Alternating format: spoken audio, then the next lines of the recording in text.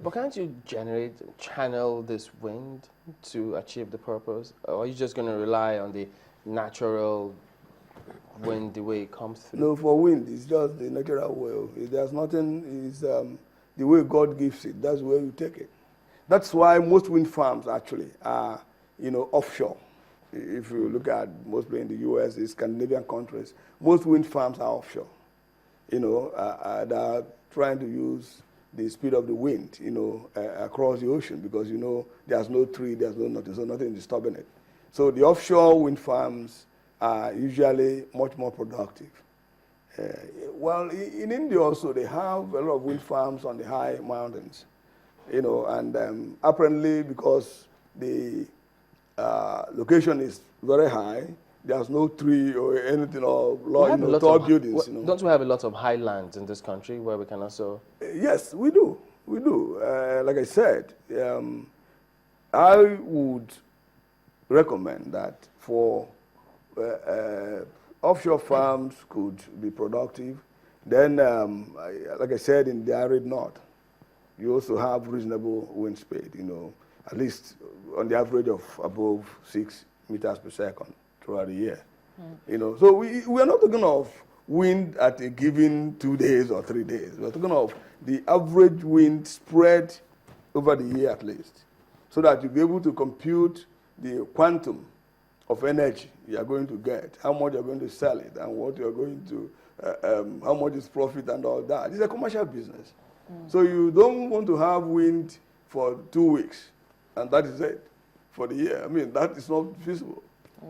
It would seem that wherever it is we look, we have, God has blessed us with something we can actually use to generate electricity, be it in the north or in the south or wherever it is.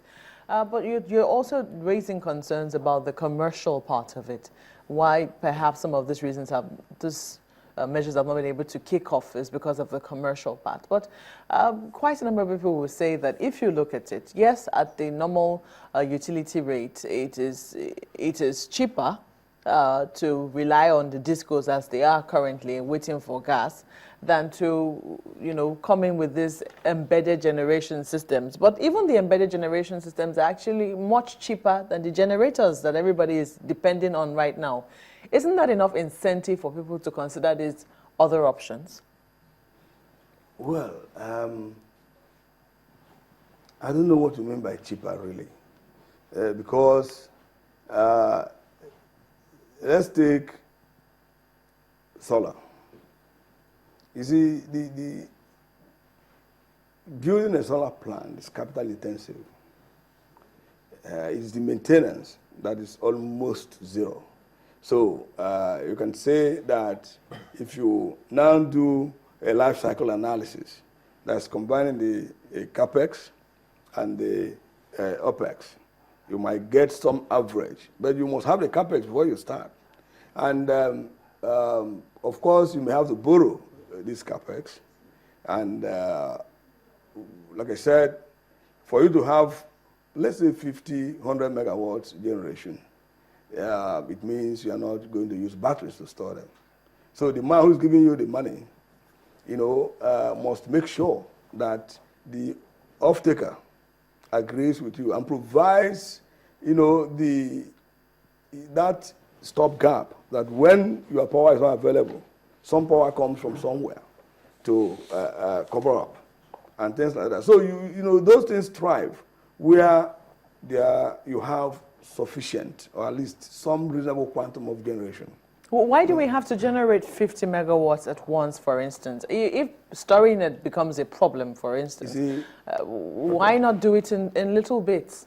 50 megawatts of solar probably takes some reasonable hectares of land.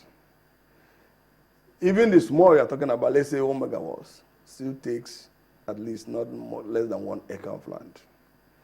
So that has been the constraint about solar. Wind has been constrained by, of course, wind speed, which nature has to put there. There's nothing you can do about it. Then the ones that are coming up in Lagos, which will come in, very soon, are gas-based, really, which means you are taking gas at premium price and then generating power, which all together culminates in power at premium price. So like I said before, you have to agree with those who can pay, because the utility power is regulated by NEC. So NEC has to give a special concession for you to sell this other one above the cost of utility power. And it takes an open-minded person to say, okay, fine, I will pay 15 naira. You can charge 10 naira for utility power, as long as I get my power 247. I'm trying to see the dynamism the government has been trying to bring into play in the power sector to see how we can,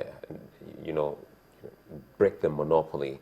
Even if you say you have the IKEDC that has just announced that, look, wait a minute, for those people around that area, just as ECO had announced, we're likely to get some kind of increment to you. How does it work? The way some people will see it now, especially those who don't have prepaid meters. For those with prepaid, maybe it's easily calculated. I see you smile now. If you come to someone's residence, how do you know what the kind of appliances and the amount of power he's going to consume as a consumer for you to know if it's going to be a type 1, type 2 or 3 or a very big time business person who's got so many things to power?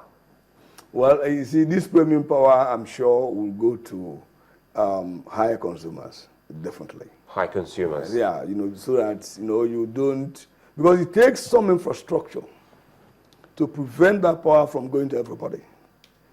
So the larger the number of people you wanted to get to, probably the larger the infrastructure you have to put on ground. And that's another capex on its own, and you have to take care of it in trying to compute your tariff and all that. So I'm sure that I've looked at the ECO-DISCO network, and I've developed means of, in some places, shorting out the residential consumers and then sending this premium power to commercial and industrial consumers, which makes sense, But, you see, you come to think of it, the question is, why do we always go for a stopgap? Let's take a minute. We'll be back and continue from that particular perspective, this stopgap. We'll be back afterwards.